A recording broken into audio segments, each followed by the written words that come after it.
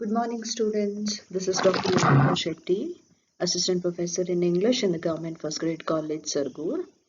So today we are going to learn about Rudyard Kipling's poem called If. Okay, the title of the poem is If. Before we begin the poem, let us see who is Rudyard Kipling, popularly known as Kipling. Kipling is an important English writer. He was a poet, he was a novelist, he was writing in different genres. ಬೇರೆ ಬೇರೆ ಕಾದಂಬರಿಗಳು, poems, prose ಇದನ್ನೆಲ್ಲ ಬರಿತಾ ಇದ್ರು Kipling, and he was born in 1865 and he died in 1936. Okay, so see, he was writing in the late 19th and early 20th century. One interesting thing to remember is Kipling was born in India. He was born in Bombay. Okay, so he was born in India during the British rule, and he spent at least first 15-20 years of his life in India. Initially, Indiadalli idru avaru. So adrinda avara works galali, in his works we can see avara India the influence na nodabodu. One very important, very familiar, nimಗೆಲ್ಲ ಪರಿಚಿತ ಇರುವಂತಹ example ಅಂದ್ರೆ the jungle book. ಕೇಳಿದಿರಲ್ಲ, Mowgli story. ಒಂದು ಹುಡುಗ who grows up with animals in the jungle ಅಲ್ಲಿ animals ಜೊತೆ ಬೆಳೆಯುವಂತ ಹುಡುಗನ ಕತೆ ಕೇಳಿದಾರಲ್ಲ, ಜಂಗಲ್ ಜಂಗಲ್ ಪತಾ ಚಲಾ ಹೇ. ಸೊ ದ್ಯಾಟ್ ಜಂಗಲ್ ಬುಕ್ ನ ಬರೆದಿರೋದು ಕಿಪ್ಲಿಂಗ್. ಹಾಗೆ ಅವರ ಇನ್ನೊಂದು ಇಂಪಾರ್ಟೆಂಟ್ ಕಾದಂಬರಿ novel is called as Kim. Okay, so Rudyard Kipling got Nobel Prize for Literature. ಸಾಹಿತ್ಯಕ್ಕೆ ಅವರಿಗೆ Nobel Prize ಬಂತು in 1907. And his other important poemಗಳಲ್ಲಿ ನಿಮಗೆ ಪ್ರಿಸ್ಕ್ರೈಬ್ ಆಗಿರುವಂತಹ If is one of the very important poems, and his other poems are The White Man's Burden, Ganga Din, etc. Okay, so these are his important poems. Kipling ಬಗ್ಗೆ ನಿಮಗೆ brief ಆಗಿ ಇಷ್ಟು ಸಾಕು. Next, let's see what is the poem about. Poem ಯಾವುದರ ಬಗ್ಗೆ, If poem ಯಾವುದರ ಬಗ್ಗೆ ಅಂತ ನೋಡೋಣ. Now, If is first published in 1910, early 20th century. 1910 ಅಲ್ಲಿ ಪಬ್ಲಿಷ್ ಆಗಿತ್ತು. ಅವರ ಬುಕ್ ಹೆಸರು ರಿವಾರ್ಡ್ಸ್ ಅಂಡ್ ಫೇರೀಸ್ ಅಂತ. ಆ ಬುಕ್ ಅಲ್ಲಿ ಪಬ್ಲಿಷ್ ಆಯಿತು. It's in the form of a father's advice to his son.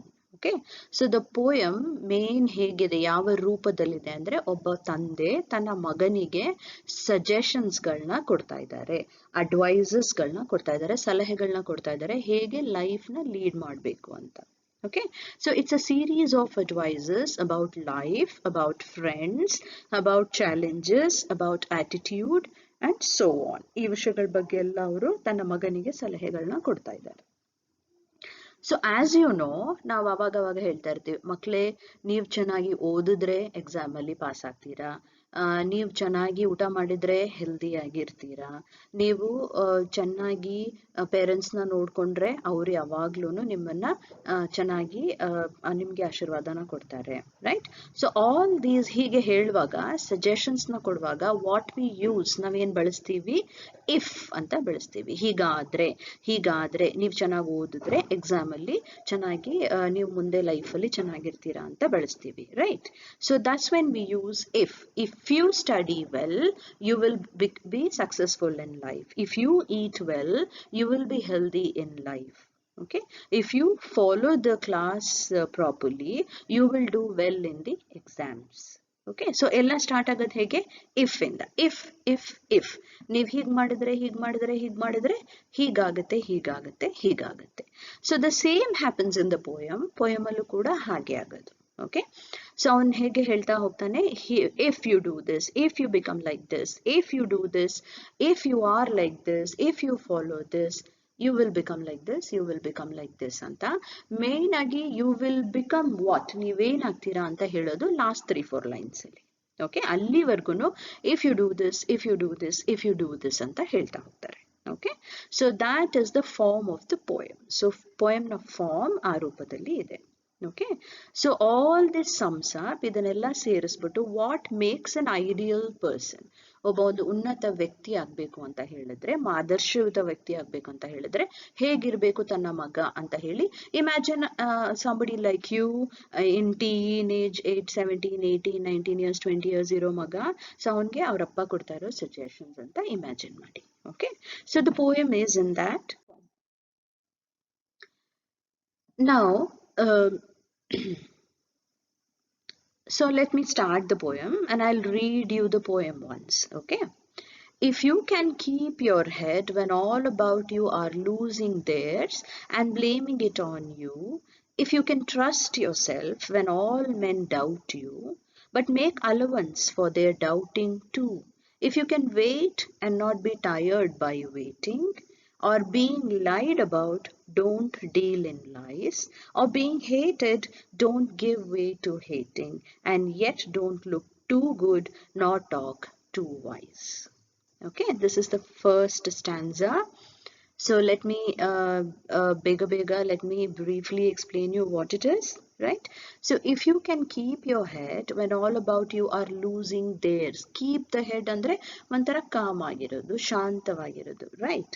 So first ಅಲ್ಲೇ ಕಿಪ್ಲಿಂಗ್ ಸ್ಟಾರ್ಟ್ ಮಾಡ್ತಾ ಇದ್ದಾನೆ, ಅವ್ರ ಫಾದರ್ ಏನ್ ಹೇಳ್ತಾ ಇದ್ದಾನೆ, ನೀನು ನಿನ್ನ ಶಾಂತತೆಯನ್ನ ನಿನ್ನ ಬುದ್ಧಿಯನ್ನ ಹಾಗೆ ನೀಟಾಗಿ ಮೇಂಟೈನ್ ಮಾಡ್ಕೊಂಡು ಹೋಗಿದ್ರೆ, ಯಾವಾಗ ಬೇರೆಯವರೆಲ್ಲ ಅದನ್ನ ನಿನ್ನ ಸುತ್ತಮುತ್ತ ಕಳ್ಕೊಳ್ತಿರುವಾಗ, ಲೆಟ್ಸೆ ಬೇರೆಯವ್ರು ನಿಮ್ಮ ಸುತ್ತಮುತ್ತ ಎಲ್ಲ ಬೇಡದೇ ಇರೋ ಚಟುವಟಿಕೆಗಳೆಲ್ಲ ತೋರಿಸ್ಕೊಂಡು they are all going wrong, ಎಲ್ಲ ತಪ್ಪು ಮಾಡ್ತಾ ಇದ್ದಾರೆ, ಬಟ್ ಹಾಗಿದ್ರೂ ಕೂಡ you stay good, you keep your head, ನೀವು ನಿಮ್ಮ ಶಾಂತತೆಯನ್ನ ನಿಮ್ಮ ಬುದ್ಧಿಯನ್ನ ಹಾಗೆ ಉಳಿಸ್ಕೊಂಡು ಹೋದ್ರೆ, ಬೇರೆಯವರೆಲ್ಲ ಕಳ್ಕೊಂಡು ಅದನ್ನ ಅವ್ರಿಗೆ ಹಾಗಾಗ್ತಿರೋದು ನಿಮ್ಮಿಂದ ಅಂತ ನಿಮ್ನ ಬ್ಲೇಮ್ ಮಾಡ್ತಿದ್ರು ಕೂಡ ನೀವು ಕಾಮಾಗಿ ಇದ್ರೆ, okay, that is the first line. If you can keep your head when all about you are losing theirs and blaming it on you, okay, if you can trust yourself when all men doubt you, all men doubt you, ಎಲ್ಲರೂ ನಿಮ್ಮನ್ನ doubt ಮಾಡ್ತಾ ಇದ್ದಾರೆ, ಆದ್ರೆ ನೀವು ನಿಮ್ಮನ್ನ trust ಮಾಡ್ಕೊಂಡ್ರೆ, ನೀವು ನಿಮ್ಮನ್ನ ನಂಬಿದ್ರೆ, ನಿಮ್ಮ ಮೇಲೆ ನಂಬಿಕೆಯನ್ನ ಉಳಿಸ್ಕೊಂಡ್ರೆ, fourth line, but make allowance for their doubting too. Okay, ಎಲ್ಲರೂ ನಿಮ್ಮನ್ನ ಸಂಶಯದಿಂದ ನೋಡ್ತಾ ಇದ್ದಾರೆ, ಆದ್ರೆ ನೀವು ಮಾತ್ರ ನಿಮ್ಮ ಮೇಲಿನ ನಂಬಿಕೆಯನ್ನ ಕಳ್ಕೊಳ್ಳಲ್ಲ. ಆದ್ರೆ ನಾವ್ ಇನ್ನೊಂದ್ ಏನ್ ಮಾಡ್ಬೇಕು, ಬೇರೆಯವ್ರು ನಮ್ಮ ಮೇಲೆ ಸಂಶಯ ಪಡ್ತಿದ್ರೆ ಅದಕ್ಕೆ ಕೂಡ ನಾವು ಜಾಗವನ್ನ ಕ್ರಿಯೇಟ್ ಮಾಡ್ಕೊಡ್ಬೇಕು, ರೈಟ್? ಅಂದ್ರೆ ಅವರು ಸಂಶಯನ ಪಡ್ತಿದ್ರೆ ನಾವು ಅವ್ರನ್ನ ಸುಮ್ನೆ ಬೈತಾ ಹೋಗ್ಬಾರ್ದು, ಆಯ್ತು ನಿಮ್ಗೆ ಸಂಶಯಕ್ಕೆ ನಾನು ನಿಮ್ಗೆ ಜಾಗವನ್ನ ಮಾಡ್ಕೊಡ್ತೀನಿ, ನೀವು ಪಡ್ಬೋದು ನನ್ನ ಮೇಲೆ ಸಂಶಯ, ಆದ್ರೆ ನನ್ನ ಮೇಲಿನ ನಂಬಿಕೆಯನ್ನ ಮಾತ್ರ ನಾನು ಉಳಿಸ್ಕೊಳ್ತೀನಿ ಅಂತ ನೀವು ಅನ್ಬೇಕು. Okay, if you can wait and not be tired by waiting, ನೀವು ವೇಟ್ ಮಾಡ್ಬೋದು, ಅಂದ್ರೆ ನಿಮ್ಗೆ ಏನೋ ಒಂದು ಸಿಗ್ಬೇಕು ಲೈಫಲ್ಲಿ, ಅದಕ್ಕಾಗಿ ನೀವು ವೇಟ್ ಮಾಡ್ತೀರಾ, ನೀವು ಕಾಯ್ತೀರಾ, ಹಾಗೇನೆ ಬೇಗ ನೀವು ಕಾಯೋದ್ರಿಂದ ಟಯರ್ಡ್ ಆಗಿ ಹೋಗಲ್ಲ, ಬೇಸತ್ತಿ ಹೋಗಲ್ಲ. or being lied about, don't deal in lies. lied about ಅಂದ್ರೆ ನಿಮ್ಮ ಜೊತೆ ಯಾರೋ ಸುಳ್ಳು ಹೇಳ್ತಾರೆ, ಆದ್ರೆ ನೀವು ಮಾತ್ರ ಮತ್ತೆ ತಿರುಗಿ ಸುಳ್ಳನ್ನ ಹೇಳೋದಿಲ್ಲ. being lied about but don't deal in lies, or being hated, don't give way to hating. being hated, ನಿಮ್ಮನ್ನ ಯಾರು ಶತ್ರು ತರ ನೋಡ್ತಾ ಇದ್ದಾರೆ, ದ್ವೇಷಿಸ್ತಾ ಇದ್ದಾರೆ, ಆದ್ರೆ ನೀವು ಕೂಡ ತಿರುಗಿಸಿ ದ್ವೇಷಿಸಕ್ಕೆ ಹೋಗೋದಿಲ್ಲ. and yet don't look too good nor talk too wise. ಹೀಗೆಲ್ಲ ಇದ್ರೂ ಕೂಡ ನೀವು ತುಂಬಾನೇ ಒಳ್ಳೆ ವ್ಯಕ್ತಿ ತರ ಒಂದು ಪೋಸ್ ಮಾಡ್ತಾ ಹೋಗದೆ ಇದ್ರೆ, ಅಥವಾ ನಾನು ತುಂಬಾನೇ ಬುದ್ಧಿವಂತನ ತರಾನೇ ಮಾತಾಡ್ತೀನಿ ಅಂತ ನೀವು ಎಲ್ಲರ ಮುಂದೆ ತೋರ್ಸ್ಕೊಳಕ್ ಹೋಗದೆ ಇದ್ರೆ ಅಂತ ಫಾದರ್ ಫಸ್ಟ್ ಸ್ಟ್ಯಾನ್ಸಾದಲ್ಲಿ ಹೇಳ್ತಾ ಇದ್ದಾರೆ. ಓಕೆ, ಹೀಗೆಲ್ಲ ಮಾಡಿದ್ರೆ ಏನಾಗುತ್ತೆ ಅಂತ ಲಾಸ್ಟ್ ಅಲ್ಲಿ ಬರುತ್ತೆ. ಲಾಸ್ಟ್ ಸ್ಟ್ಯಾನ್ಸಾದಲ್ಲಿ 2-3 lines you will know what happens if you follow all these things. But right now, ಈಗ the poet is, the father is only giving you this. If you do this, if you do this, if you do this, ನೀವು ಹೀಗೆಲ್ಲ ಮಾಡಿದ್ರೆ ಅಂತ ಹೇಳ್ತಾ ಬರ್ತಾ ಇದ್ದಾರೆ. Let's go to the next stanza. If you can dream and not make dreams your master. ನೀವು ಕನಸನ್ನ, okay, let me read the poem first, your second stanza. If you can dream and not make dreams your master, if you can think and not make thoughts your aim, if you can meet with triumph and disaster and treat those two impostors just the same, if you can bear to hear the truth you have spoken, twisted by knaves to make a trap for fools, or watch the things you gave your life to broken and stoop and build them up with worn out tools. Okay, beautiful lines. Pay attention ನೋಡ್ಕೊಳ್ಳಿ. If you can dream and not make dreams your master. ನೀವು ಕನಸನ್ನ ಕಾಣಬೇಕು, ಆದರೆ ಕನಸನ್ನೇ ನಿಮ್ಮ ಜೀವನವನ್ನಾಗಿ ಮಾಡ್ಕೊಳ್ಬಾರ್ದು. If you can think and not make thoughts your aim. ನೀವು ಯೋಚನೆಯನ್ನ ಮಾಡೋ ತರ ಇರಬೇಕು, ಆದರೆ ಯೋಚನೆಯಲ್ಲೇ ನೀವು ಟೈಮ್ನ ಕಳ್ಕೊಂಡು ಯೋಚನೆನೇ ಗುರಿಯನ್ನಾಗಿ ಮಾಡ್ಕೊಳ್ಳದೆ ಇದ್ದರೆ. If you can meet with triumph and disaster and treat those two imposters just the same. ಈ ಎರಡು ಲೈನ್ ಕಂಟಿನ್ಯೂಸ್ ಆಗಿ ಓದ್ಕೊಳ್ಳಿ. If you can meet with triumph and disaster. Triumph ಅಂದ್ರೆ ಗೆಲ್ಲೋದು, ಡಿಸಾಸ್ಟರ್ ಅಂದ್ರೆ ಒಂದು ದುರಂತ, ಸೋಲು.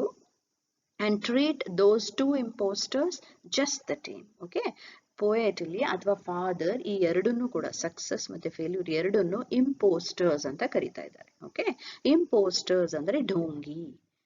ಎರಡೂ ಒಂದು ನಿಜವಾಗಿ ಸತ್ಯ ಅನ್ನೋದಲ್ಲ, ಎರಡು ಸುಳ್ಳಿರ್ಬಹುದು, ಎರಡೂ ಒಂದು ರೂಪವನ್ನ ಹಾಕಿಕೊಂಡು ಬರೋದಷ್ಟೇ. ಓಕೆ, ಇಂಪೋಸ್ಟರ್ ಅಂದ್ರೆ ಡೋಂಗಿ, ಏನೋ ಒಂದು ರೂಪನ ಹಾಕೊಂಡು ಬರೋದು.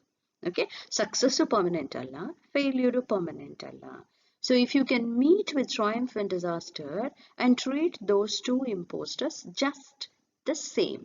C, important word same. Poet ಏನ್ ಹೇಳ್ತಾ ಇದ್ದಾರೆ, ನೀವು ಸಕ್ಸಸ್ ಮತ್ತೆ ಡಿಸಾಸ್ಟರ್, ಸೋಲು ಎರಡನ್ನೂ ಮೀಟ್ ಮಾಡಿದ್ರೆ, ಅಂದ್ರೆ ಎರಡು ನಿಮ್ಮ ಲೈಫ್ ಅಲ್ಲಿ ಬಂದ್ರೆ, and treat those two impostors just the same. ಆದ್ರೆ ಈ ಎರಡು ಇಂಪೋಸ್ಟರ್ಸ್, ಎರಡು ಡೋಂಗಿಗಳನ್ನ ನೀವು ಹೇಗೆ ನೋಡ್ತೀರಾ, ಸೇಮ್ ಆಗಿ ಟ್ರೀಟ್ ಮಾಡಿದ್ರೆ, ಅಂದ್ರೆ ಸಕ್ಸಸ್ ಬಂದ್ರು ತಗೊಳ್ಳಿ ಅದನ್ನ ಹ್ಯಾಪಿಯಾಗಿ, ಹಾಗೇನೆ ಫೇಲ್ಯೂರ್ ಬಂದ್ರು ಕೂಡ ಅದನ್ನ ಎದುರಿಸೋ ತರ ನೀವು ಇರಬೇಕು. ಓಕೆ, ಹಾಗಿದ್ರೆ if you can bear to hear the truth you have spoken, twisted by knaves to make a trap for fools. Okay, ಎರಡು ಲೈನ್ಸ್ ಒಟ್ಟಿಗೆ ಓದ್ಕೊಳ್ಳಿ. If you can bear to hear the truth you have spoken. ನೀವೇ ಮಾತಾಡಿದಂತಹ ಸತ್ಯವನ್ನ ನೀವು ಕೇಳಿಸ್ಕೊಳ್ಳುವಂತಹ, ಸಹಿಸಿಕೊಳ್ಳುವಂತಹ ತಾಳ್ಮೆ ಅಂದ್ರೆ capacity ನಿಮ್ಗಿರ್ಬೇಕು. If you can bear to hear the truth you have spoken. Okay, ನೀವು ಮಾತಾಡಿರುವಂತಹ ಸತ್ಯವನ್ನೇ ನೀವು ಸಹಿಸಿಕೊಳ್ಳೋರಾಗಿದ್ರೆ, ಆದ್ರೆ ಈ ಸತ್ಯವನ್ನ ಕೆಲವರು ಏನ್ ಮಾಡ್ತಾರೆ, twisted by knaves to make a trap for fools. Knaves ಅಂದ್ರೆ ಮೂರ್ಖರು ಅದನ್ನ ಏನ್ ಮಾಡ್ತಾರೆ, ಟ್ವಿಸ್ಟ್ ಮಾಡ್ತಾರೆ. ನೀವು ಮಾತಾಡಿರೋ ಸತ್ಯವನ್ನ ತಿರುಗಿಸಿ ಟ್ವಿಸ್ಟ್ ಮಾಡಿ ಅದನ್ನ ಟ್ರ್ಯಾಪ್ ಮಾಡ್ತಾರೆ. ಟ್ರ್ಯಾಪ್ ಅಂದ್ರೆ ಒಂದು ಜಾಲ, ಒಂದು ಬಲೆ, ರೈಟ್. ಫೂಲ್ಗಳಿಗೆ, ಮೂರ್ಖರಿಗಾಗಿ ಒಂದು ಬಲೆಯನ್ನ ಮಾಡ್ತಾರೆ ಅವರು. ನೀನು ಆ ಬಲೆಯಿಂದ ತಪ್ಪಿಸ್ಕೊಳ್ಬೇಕು, ನೀನ್ ಹೇಳಿದಂತಹ ಸತ್ಯವನ್ನ ನೀನೇ ಸಹಿಸಿಕೊಳ್ಳೋ ತರ ಇರಬೇಕು. Or watch the things you gave your life to broken. Okay, ಅಥವಾ ನೀವೇ ಮಾಡಿದ್ದಂತಹ, ನೀನೇ ಕಟ್ಟಿದಂತಹ ಜೀವನ ಎಲ್ಲ ನಾಶವಾಗಿ ಹೋದ್ರೆ, ಛಿದ್ರವಾಗಿ ಹೋದ್ರೆ, or watch the things you gave your life to broken. Okay, you gave your life to ಅಂದ್ರೆ ನೀವು ಎಲ್ಲಾ ಜೀವನದ ಎಲ್ಲಾ ಶಕ್ತಿಯನ್ನ ಹಾಕಿ ನೀವು ಏನನ್ನೋ ಒಂದು ಕಟ್ಟಿದ್ದೀರಾ, ರೈಟ್. ಏನೋ ಒಂದು ಲೈಕ್ ಲೆಟ್ಸ್ ಸೇ ಎಲ್ಲಾ ಕೆಪಾಸಿಟಿಯನ್ನ ಹಾಕಿ ನೀವು ತುಂಬಾ ಚೆನ್ನಾಗಿ ಎಕ್ಸಾಮ್ ಅಲ್ಲಿ ಓದಿದ್ದೀರಾ, ಡೆಫಿನೆಟ್ಲಿ ಸಕ್ಸಸ್ ಸಿಗುತ್ತೆ. ಬಟ್ ಇನ್ ಕೇಸ್ ಏನಾದ್ರೂ ಅಲ್ಲಿ ಬ್ರೋಕ್ ಆಗ್ಬಿಟ್ರೆ, ಏನಾದ್ರೂ ಬ್ರೇಕ್ ಆದ್ರೆ, ಇಫ್ ದೇರ್ ಇಸ್ ಸಮ್ ಛಿದ್ರ ಆದ್ರೆ, stoop and build them up with worn out tools. Okay, worn out tools ಅಂದ್ರೆ ಎಲ್ಲ ಸವದು ಹೋಗಿರುವಂತಹ ಉಪಕರಣಗಳಿಂದ ನೀವು ಅದನ್ನ ಮತ್ತೆ ಎತ್ತಿ, ನೀವು ಬಗ್ಗಿ, ಸ್ಟೂಪ್ ಅಂದ್ರೆ ಬಗ್ಗಿ ಎತ್ತಿ ಅದನ್ನೆಲ್ಲ ಮತ್ತೆ ನೀವು ಕಟ್ಟಬೇಕು. ಓಕೆ, ನೀವೇನನ್ನ ನೀವು ತುಂಬಾ ಕಟ್ಟಬೇಕು ಅಂತ ಮನಸ್ಸಲ್ಲಿ ಇಟ್ಕೊಂಡಿರ್ತೀರಾ, ಅದಕ್ಕೆ ನೀವು ಎಲ್ಲಾ ಕಷ್ಟಪಟ್ಟು ಯು ಶುಡ್ ಅಚೀವ್ ಇಟ್, ಅದನ್ನ ನೀವು ಪಡ್ಕೋಬೇಕು ಲೈಫಲ್ಲಿ. Okay, so that is the second stanza. Now let's go to third stanza. I'll read the third stanza. If you can make one heap of all your winnings and risk it on one turn of pitch and toss, and lose and start again at your beginnings, and never breathe a word about your loss, if you can force your heart and nerve and sinew to serve your turn long after they are gone, and so hold on when there is nothing in you except the will which says to them, hold on. Okay, so now pay attention and ಕೇಳಿಸ್ಕೊಳ್ಳಿ. If you can make one heap of all your winnings and risk it on one turn of pitch and toss. ಎರಡು line ಒಟ್ಟಿಗೆ ಓದಿ. If you can make, ನೀವು ಮಾಡುವರಾಗಿದ್ರೆ ಏನ್ ಮಾಡೋದು, if you can make one heap of all your winnings. heap ಅಂದ್ರೆ ಒಂದು ರಾಶಿ, ನಿಮ್ಮ ಎಲ್ಲಾ ಗೆಲುವುಗಳನ್ನ ಒಂದು ರಾಶಿಯಾಗಿ ಕಟ್ಟಿ, ಒಂದು ಬಟ್ಟೆ ಒಳಗಡೆ ಕಟ್ಟಿಡೋ ಹಾಗೆ, ರೈಟ್, ಒಂದೇ bundle, one heap of all your winnings and risk it on one turn of pitch and toss, right? Toss ಮಾಡ್ತೀರಲ್ಲ, so toss ಅಲ್ಲಿ ಗೆಲ್ತೀವೋ ಸೋಲ್ತೀವೋ is very risky ಅಲ್ಲ, 50-50 it is. ಸೊ ಆ ತರದ ಟಾಸ್ಗೆ ನೀವು ಯಾವ್ದನ್ನ ಪಣ ಒಡ್ಡೋ ತರ ಇರಬೇಕು, ಅಂತಹ ಶಕ್ತಿ ನಿಮ್ಮಲ್ಲಿ ಇರಬೇಕು. ನಿಮ್ಮ ಎಲ್ಲಾ ಗೆಲುವುಗಳು, ರೈಟ್, ನಿಮ್ಮ ಎಲ್ಲಾ ಗೆಲುವುಗಳನ್ನ ಕಟ್ಟಿ ಅದನ್ನ ಒಂದು ಪಿಚ್ ಅಂಡ್ ಟಾಸ್ಗೆ ಹಾಕುವಷ್ಟು ನಿಮ್ಗೆ ಶಕ್ತಿ ಇರಬೇಕು. ಆ ತರದ ರಿಸ್ಕ್ ತಗೊಳ್ಳುವಂತಹ ಕೆಪಾಸಿಟಿ ಇರಬೇಕು ನಿಮ್ಗೆ. ಅಂಡ್ ಲೂಸ್, ಆ ಪಿಚ್ ಅಂಡ್ ಟಾಸ್ ಅಲ್ಲಿ ಫೈನಲಿ ಏನಾಗ್ಬೋದು, ಲೂಸ್ ಆಗ್ಬೋದು, ಕಳ್ಕೋಬಹುದು. And lose and start again at your beginnings. ಕಳ್ಕೊಂಡು ಮತ್ತೆ ಸ್ಟಾರ್ಟ್ ಮಾಡ್ತೀರಾ, ಎಲ್ಲಿಂದ, ಬಿಗಿನಿಂಗ್ಸ್ ಇಂದ. And never breathe a word about your loss. ಹಾಗೇನೆ ಆ ಲಾಸ್ ಬಗ್ಗೆ ನೆವರ್ ಬ್ರೀತ್ ಎ ವರ್ಡ್, ಒಂದು ಪದನ ಕೂಡ ಆ ಲಾಸ್ ಬಗ್ಗೆ ಹೇಳ್ಬಾರ್ದು. ಅಂದ್ರೆ ಲಾಸ್ ಆಯ್ತು ಅಂತ ಅಳ್ತಾ ಕೂತ್ಕೊಳ್ಳೋದಿಲ್ಲ. Don't say a single word, ಒಂದೇ ಒಂದು ಅದ್ರ ಬಗ್ಗೆ ಮಾತಾಡದೆ ಮತ್ತೆ ನೀವು ಫಸ್ಟ್ ಇಂದ ಏನ್ ಮಾಡ್ತೀರಾ, ಸ್ಟಾರ್ಟ್ ಮಾಡ್ತೀರಾ. ಹಾಗಿದ್ರೆ if you can force your heart and nerve and sinew to serve your turn long after they are gone. Okay, read it together, 2 lines. ಒಟ್ಟಿಗೆ ಓದಿ.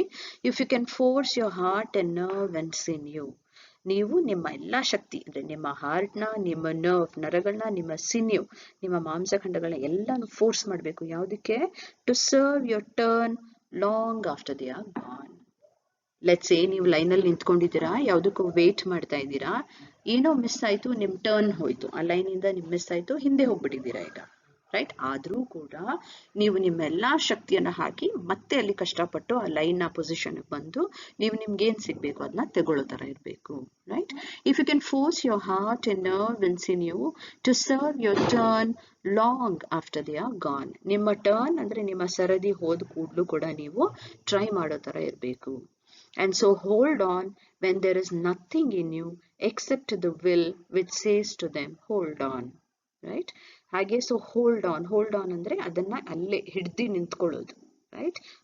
ಬಿಟ್ಟು ಹೋಗದೆ ಅಲ್ಲೇ ಹಿಡಿದು ನಿಂತ್ಕೊಳ್ಳೋದು. So hold on when there is nothing in you, ನಿಮ್ಮಲ್ಲಿ ಏನು ಉಳಿದೇ ಇದ್ದಾಗ ಕೂಡ ನೀವು ಅಲ್ಲೇ ನಿಂತ್ಕೊಂಡು ಅದನ್ನ ಹೋಲ್ಡ್ ಮಾಡ್ಕೋಬೇಕು, ಹಿಡ್ಕೊಂಡಿರ್ಬೇಕು.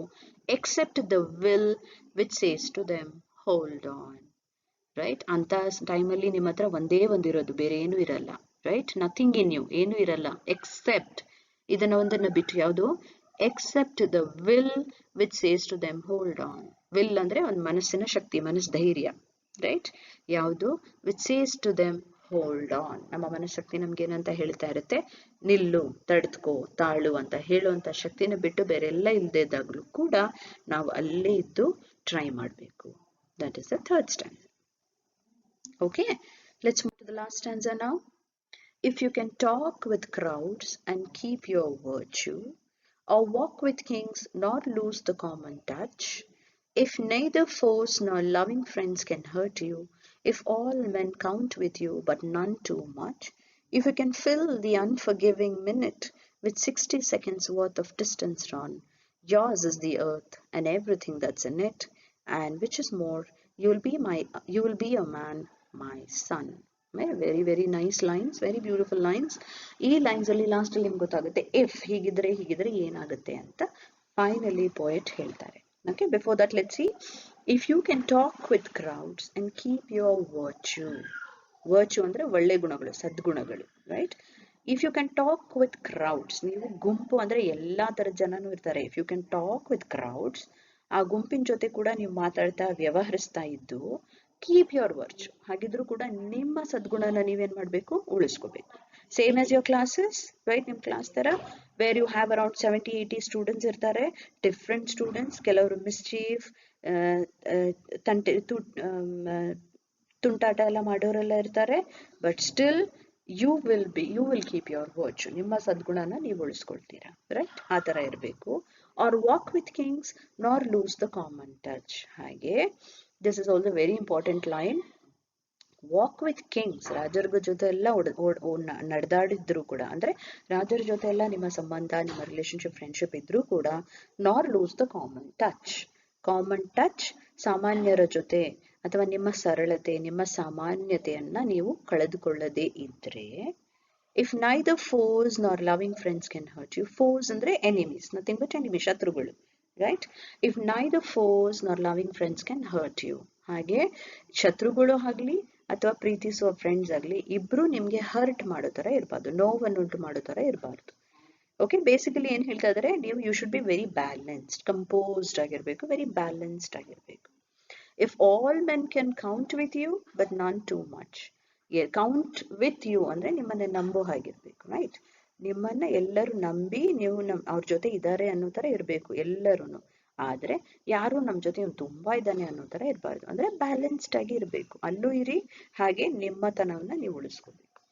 If all men can count with you but none too much. If you can fill the unforgiving minute with 60 seconds worth of distance from this. These two lines are really beautiful. See, if you can fill the unforgiving minute. Minute andre ಒಂದು ನಿಮಿಷ ಯಾವಾಗಲೂ ಅನ್ಫರ್ಗಿವಿಂಗ್ ಅಂದ್ರೆ ಯಾರನ್ನೂ ಕ್ಷಮಿಸೋದಿಲ್ಲ. ಅದು ಯಾರನ್ನೂ ಕ್ಷಮಿಸೋದಿಲ್ಲ ಅಂತ ಯಾಕೆ ಹೇಳ್ತಾ ಇದ್ದಾರೆ?